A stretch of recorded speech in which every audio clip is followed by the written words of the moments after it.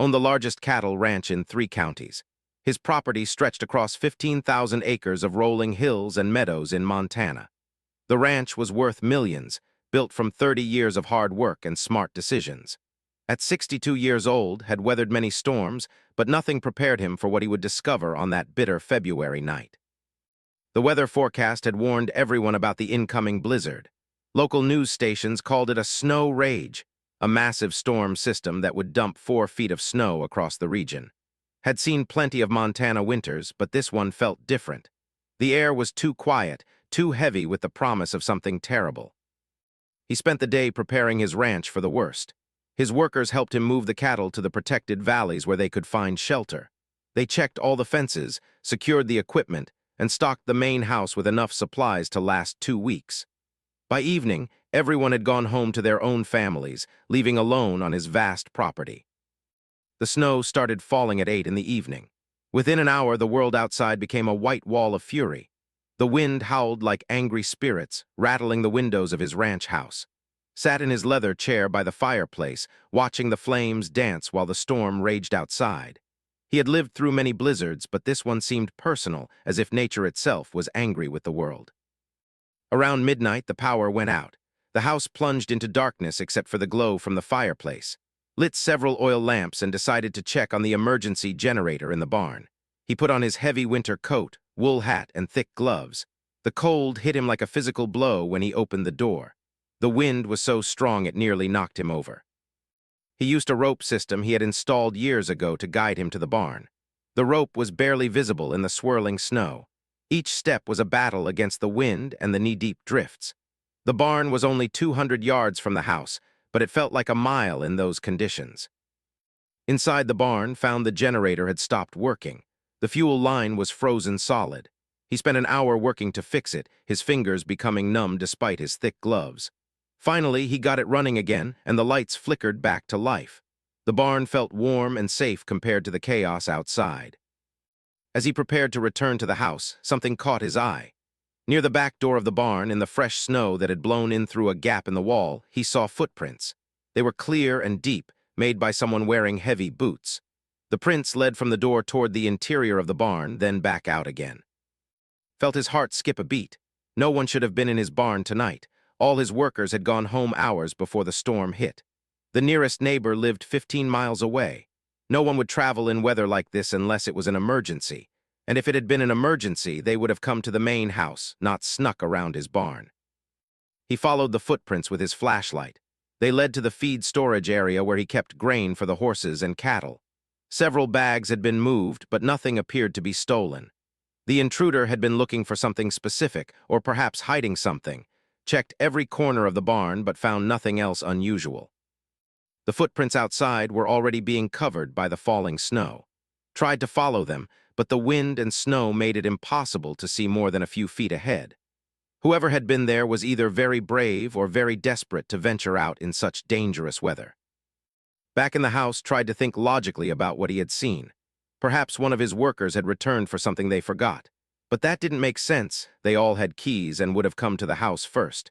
Maybe it was someone seeking shelter from the storm. But again, they would have knocked on his door, not hidden in the barn. The more he thought about it, the more worried he became. His ranch was isolated and he was alone. The nearest sheriff's office was 20 miles away and the roads were already impassable. Even if he could call for help, no one could reach him until the storm passed. Checked all the doors and windows, making sure everything was locked tight. He loaded his hunting rifle and kept it close. The fire crackled in the fireplace, but the warm light couldn't chase away the cold feeling of dread that had settled in his chest. Outside, the storm continued its assault on the ranch. The wind screamed across the open fields, and the snow piled higher against the buildings. Somewhere in that white fury, someone had walked across his property with unknown intentions. Settled into his chair to wait for dawn, the rifle across his lap, wondering who would be crazy enough to venture out into the snow rage and what they wanted with his ranch. Dawn came slowly, filtered through layers of thick clouds and falling snow. The storm had not weakened during the night. If anything, it seemed stronger, as if the weather itself had developed a personal grudge against the world. Had dozed in his chair but never truly slept. Every sound outside made him alert: the creaking of tree branches, the bang of loose siding, the whistle of wind through gaps in the house. When there was enough light to see, looked out his kitchen window toward the barn. The snow had erased all traces of the footprints he had seen the night before. Everything appeared normal, but he knew someone had been there. The memory was too clear to dismiss as imagination or stress. After a breakfast of coffee and eggs, decided to conduct a thorough search of his property.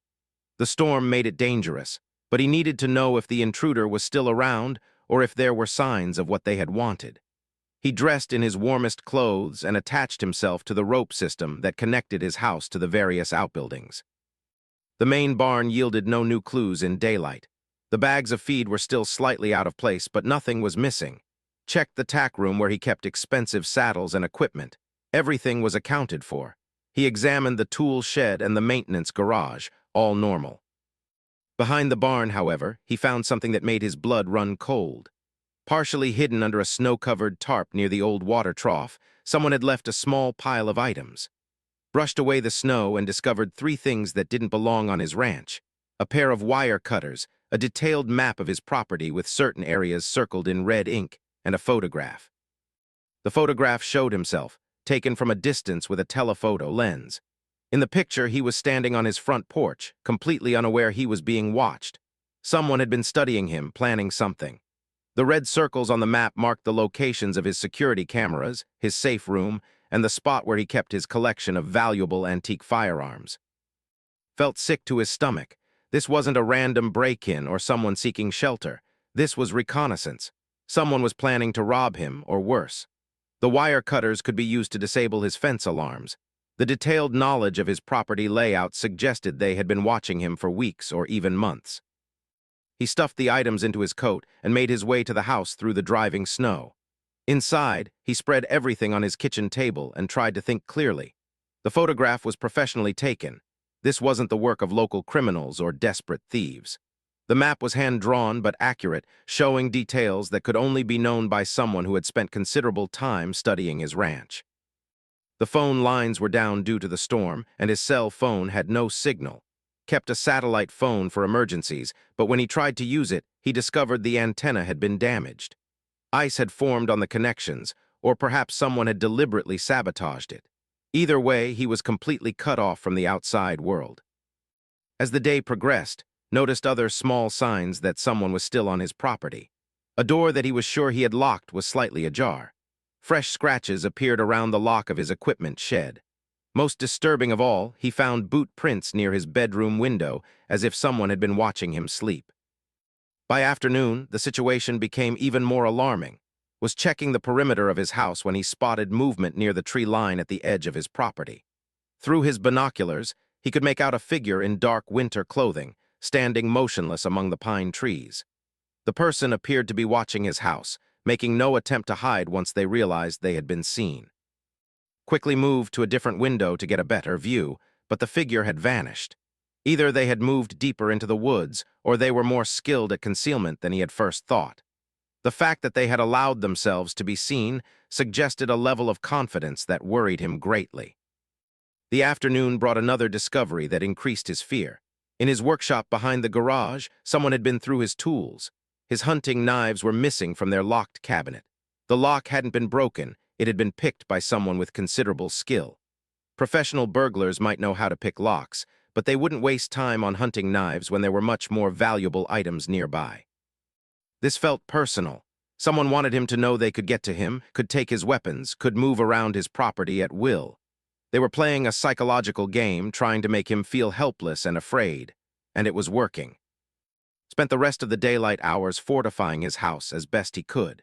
He moved heavy furniture against the doors and windows on the ground floor. He gathered all his remaining weapons and ammunition in one room. He prepared emergency supplies in case he needed to barricade himself somewhere safe. As evening approached, the storm showed no signs of stopping. If anything, the wind had grown stronger and the temperature was dropping fast. Realized that whoever was out there was either extremely tough or had found shelter somewhere on his property. His ranch had several abandoned buildings from earlier decades, old bunkhouses, storage sheds, and equipment barns that he rarely visited. The thought that someone might be living in one of those buildings, planning and watching, made him feel violated and vulnerable. His own ranch, his sanctuary, had become a prison. He was trapped not just by the storm, but by an unknown enemy who seemed to know his every move. As darkness fell, settled in for another long night of watching and waiting. Outside, the snow continued to fall, and somewhere in that white wilderness, someone was waiting too. The question was no longer whether they would make their move, but when. The second night proved that was dealing with more than just one intruder. Around 10 o'clock, while he was watching from his bedroom window, he saw lights moving near the old bunkhouse at the far end of his property. The lights were too organized, too purposeful to be random. Someone was using flashlights to signal to others. Counted at least 3 separate light sources moving in coordinated patterns. They were communicating, planning something for tonight. The storm provided perfect cover for whatever they intended to do. No one would hear screams or gunshots over the howling wind. No one could come to help even if they knew something was wrong. He checked his weapons again, his hunting rifle, a shotgun, and his grandfather's old Colt revolver.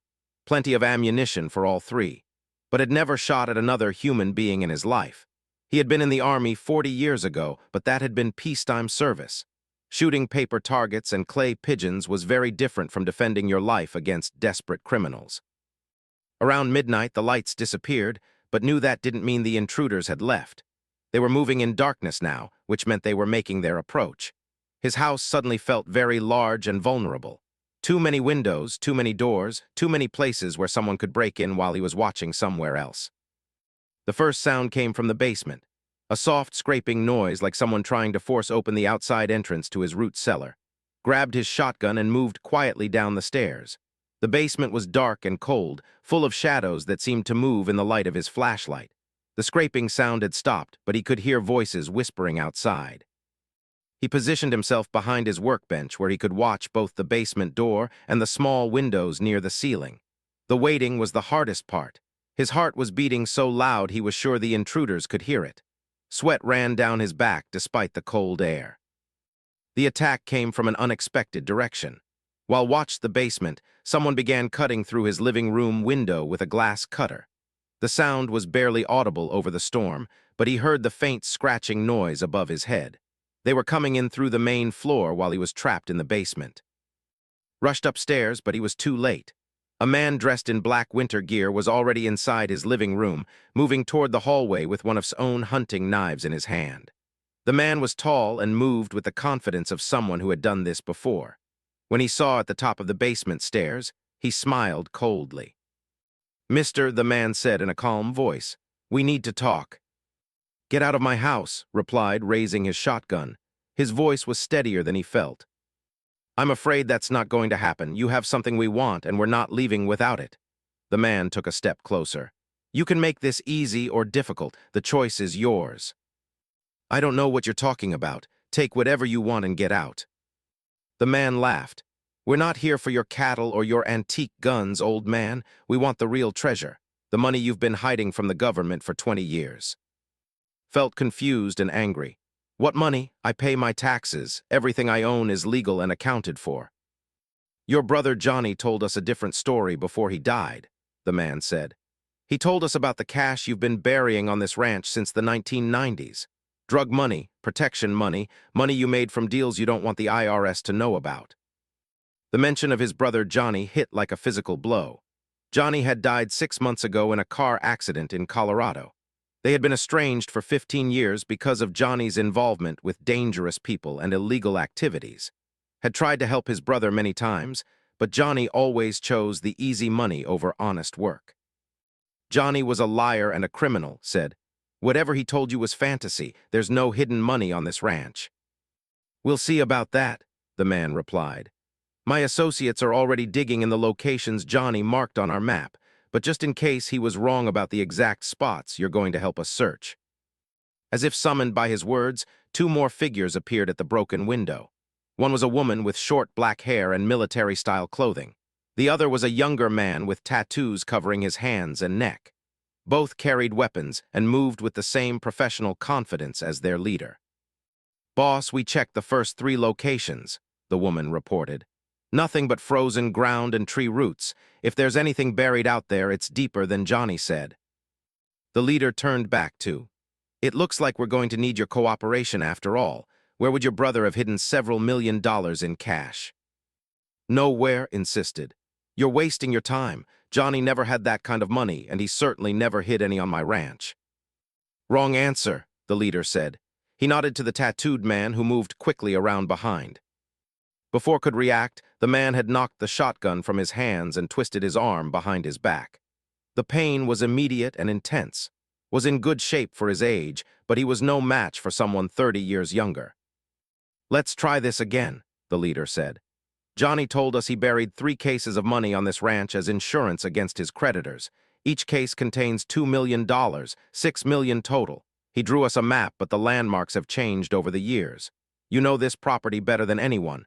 Where would he hide $6 million? Tried to think clearly despite the pain in his shoulder.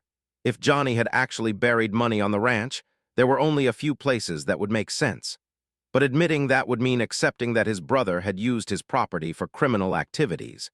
It would also mean these people might actually find something, which would only make his situation worse. I want to see this map Johnny supposedly drew, said. The woman pulled out a folded piece of paper from her jacket. Even in the dim light, could see it was definitely Johnny's handwriting. His brother had drawn a crude but accurate sketch of the ranch layout, with 3 X marks in different locations. All 3 spots were in areas where the ground would be easy to dig and unlikely to be disturbed by ranch activities.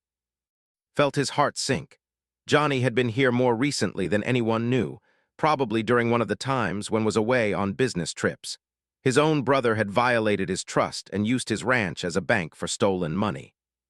But that didn't mean was going to help these criminals find it. The leader's patience was running thin. We've been out in this storm for 2 days, mister. We're cold, we're tired, and we're not leaving empty-handed. You have 10 seconds to decide whether you're going to help us or become a liability. Looked at the 3 faces surrounding him. These weren't desperate drug addicts or local troublemakers. They were professional criminals with military training and expensive equipment. They had planned this operation carefully, waiting for the perfect storm to isolate him from any possible help. If I help you find this money, said slowly, what guarantee do I have that you'll let me live? The woman laughed. None, but if you don't help us, I guarantee you won't see morning. Realized his only chance was to buy time and look for an opportunity to escape or fight back. The ground is frozen solid, he said. Even if Johnny did bury something, we'd need equipment to dig it up, heavy machinery. We have shovels and picks, the leader replied. Johnny said the cases were only buried 3 feet deep. We've dealt with frozen ground before. 3 feet of Montana winter ground might as well be concrete, said. You'd need to build fires to thaw it out first. That would take hours. The tattooed man tightened his grip on his arm. Stop stalling, old man. But the leader held up his hand. Actually, he has a point. We need to be smart about this. He studied Johnny's map again. One of these locations is near your equipment barn. You have a backhoe, don't you? Nodded reluctantly. His John backhoe was stored in the large equipment barn about half a mile from the house. If they could get it started and warm it up, it would make short work of the frozen ground. Here's what's going to happen, the leader said. You're going to help us get that machine running, and then you're going to operate it while we supervise. Try anything clever, and Sarah here will put a bullet in your head. He indicated the woman who had drawn a pistol from her jacket. They forced to put on his heavy winter clothes, then marched him outside into the storm. The wind was so strong it was difficult to walk in a straight line. Snow had drifted to 4 feet in some places, making every step a struggle. The woman stayed close behind with her gun drawn while the 2 men flanked him on either side. The equipment barn was a long, miserable walk through knee-deep snow.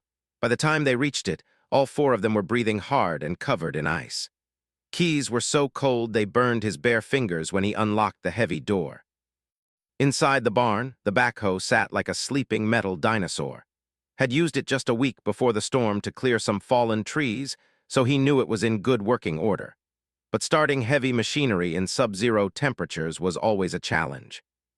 How long will this take? The leader asked. At least an hour to warm up the engine block and hydraulics, replied. Maybe longer in this cold. We don't have an hour, Sarah said impatiently. The storm's supposed to break before dawn. Once the roads are passable, people will start coming around to check on you. connected the engine block heater, and turned on the auxiliary heater for the hydraulic fluid. This is the fastest way to do it safely. If we try to start it cold, we could crack the engine block or damage the hydraulics. Then you won't get your money at all. While they waited for the equipment to warm up, the leader made draw a more detailed map of the ranch. He wanted to know the exact locations of every building, every fence line, every tree that might serve as a landmark. Cooperated, but he was also studying his captors, looking for weaknesses. The tattooed man was young and strong but seemed inexperienced. He kept checking his watch and looking nervous. Sarah was clearly the most dangerous. She moved like a soldier and never let her guard down. The leader was smart and calm, but noticed he favored his left leg as if he had an old injury. After 40 minutes, checked the engine temperature and declared the backhoe ready. The big diesel engine coughed to life with a cloud of black smoke. The hydraulics groaned as he tested the controls, but everything was working properly. "Where to first?" asked over the noise of the engine. The leader consulted Johnny's map. The location marked North Pasture Oak Tree. Do you know where that is? Knew exactly where it was. A massive oak tree stood alone in his north pasture, visible from miles away. It was one of the oldest trees on his property and a local landmark. If Johnny had buried something there, it would be easy to find even in the storm. They formed a convoy for the journey across the ranch, operated the backhoe while the three criminals walked alongside, using the machine as a windbreak against the storm. The going was slow because the snow had obscured many of the ranch roads, but knew every inch of his property. When they reached the oak tree, Sarah and the tattooed man began clearing snow from the area while the leader supervised on the backhoe. The frozen ground was indeed like concrete, but the powerful machine made steady progress. After 20 minutes of digging, the bucket hit something solid. There, the leader shouted over the engine noise, "Stop the machine!" Shut down the backhoe, and they all gathered around the hole. In the glow of their flashlights, they could see the corner of a metal case buried in the frozen earth. Johnny's map was accurate after all. The leader was practically vibrating with excitement. "Get it out," he ordered. Used the backhoe to carefully excavate around the case until it was loose enough to pull free. It took all four of them to lift it out of the hole. The thing was incredibly heavy. When they got it to the surface and opened the lock, everyone stared in amazement. The case was full of bundled cash, exactly as Johnny had promised. Stacks and stacks of $100 bills, more money than had ever seen in one place. Even in the freezing cold and blowing snow, he could smell the distinctive odor of aged paper currency. $2 million, the leader whispered, just like Johnny said. But as they stood around the open case, realized this discovery had made his situation much worse. These people had found what they came for, which meant they no longer needed him alive. He could see it in their faces. They were already planning his elimination. The storm was beginning to weaken, and the first hints of dawn were visible on the horizon. Soon, neighbors would come to check on him, or county crews would start clearing the roads. His captors were running out of time, which made them more dangerous than ever. Knew this was his last chance to act. Pretended to study Johnny's map while his mind raced through possibilities. He was standing next to a 12-ton piece of heavy machinery with three armed criminals who thought they no longer needed him alive. The backhoe's engine was still warm, the hydraulics were responsive, and he knew how to operate it better than anyone. "The other two locations are going to be much harder to find in this storm," said loudly over the wind. "One is supposed to be near the creek, but the landmarks Johnny marked don't exist anymore. I rebuilt that section of fence 5 years ago." The leader was closing the money case, preparing to load it onto the backhoe. "We'll find them." Johnny was very specific about the locations. "Maybe," said, "but it could take all day. The storm damaged a lot of the landmarks he used. Trees blown down, old buildings torn down, fence lines moved."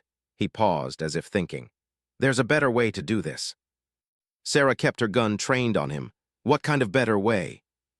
"Johnny used to help me with ranch work when we were younger, before he got mixed up with criminals." Spoke slowly, as if remembering. "He always hid things in the same type of place, somewhere he could find again easily, but where other people wouldn't look." The leader became interested despite himself. "What kind of place?" "Maintenance areas, places where ranch equipment gets serviced or stored.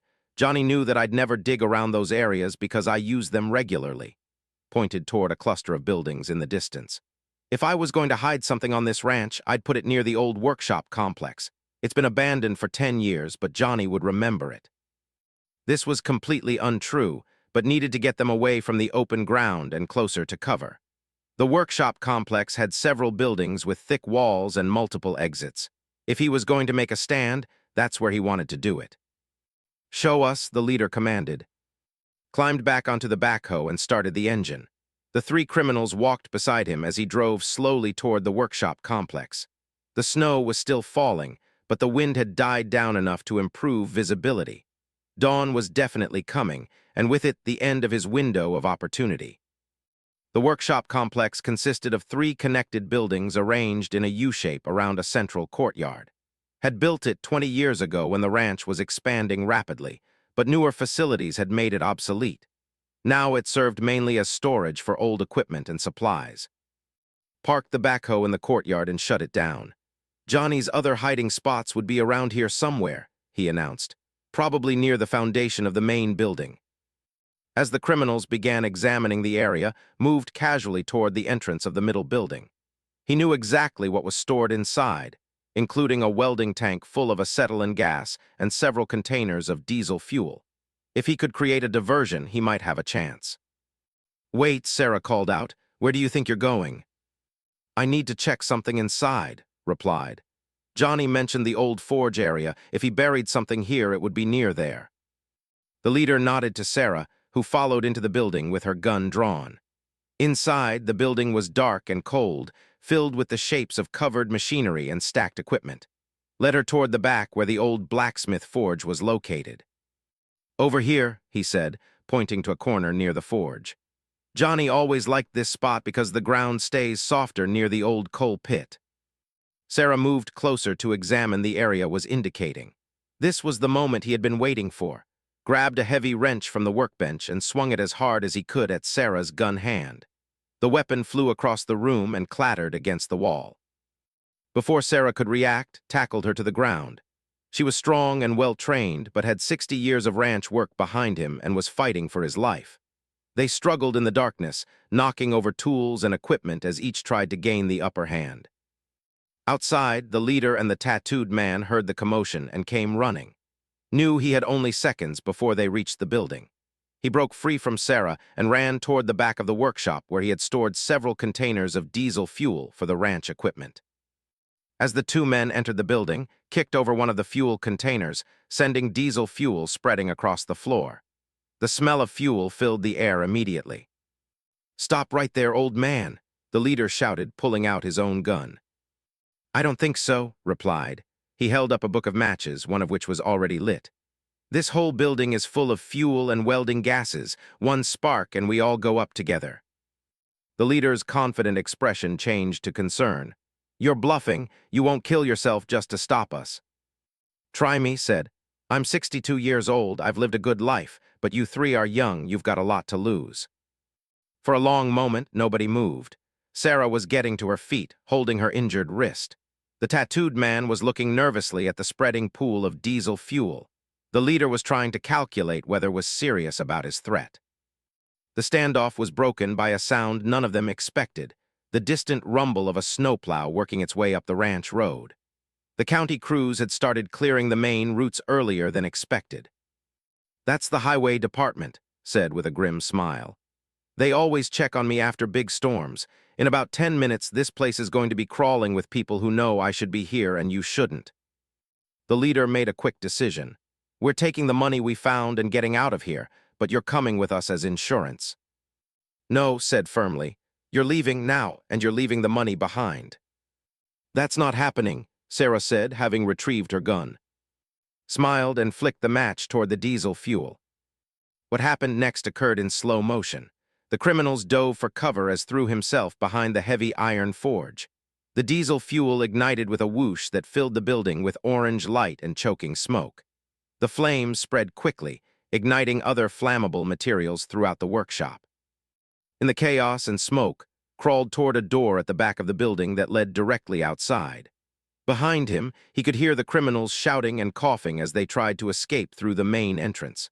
By the time made it outside, the entire workshop complex was engulfed in flames. The sound of the snowplow was much closer now, and could see its flashing lights through the trees. He ran toward the approaching vehicle, waving his arms and shouting for help. Behind him, three figures emerged from the burning building and began running toward the tree line where they had probably hidden their own transportation. The snowplow operator was Pete, who had been clearing road after storms for 15 years. When he saw running toward him covered in soot and shouting about criminals and buried money, Pete immediately radioed for sheriff's department backup and paramedics. By the time law enforcement arrived, the three criminals had vanished into the wilderness. They had taken the case of money they found, but they left behind the map and other evidence of their plan. A search of the ranch over the following days uncovered the two remaining cases of money that Johnny had buried, exactly where his map indicated. The investigation revealed that Johnny had been involved with a drug trafficking organization that operated throughout the Rocky Mountain region. When he realized he was in danger, he had stolen money from his criminal associates and hidden it on his ranch as insurance. Johnny's death had not been an accident. He had been murdered when his former partners discovered his theft. The three criminals were eventually caught trying to cross into Canada. They were identified as professional thieves with connections to the same drug organization that had killed Johnny. All three received long prison sentences for kidnapping, armed robbery, and arson. Used the recovered money to establish a foundation that provided resources for rural law enforcement agencies. He also installed a comprehensive security system on his ranch and built a new workshop complex to replace the one that burned down. The story of the snow rage and the buried treasure became local legend. Never again spent a winter night alone on his ranch, and he made sure his neighbors knew to check on each other during severe weather. The events of those terrible 2 days had taught him that even in the most isolated places, danger could come calling with the storm. But it also learned something else. That courage wasn't the absence of fear, but the willingness to act despite it. When faced with impossible odds, sometimes the only choice was to light a match and trust that you could survive whatever came next. In his case, that gamble had saved his life and brought justice for his brother's death. The ranch continued to prosper under his care, but it was forever changed by the night when footprints in the snow led to a confrontation that could have swallowed them all.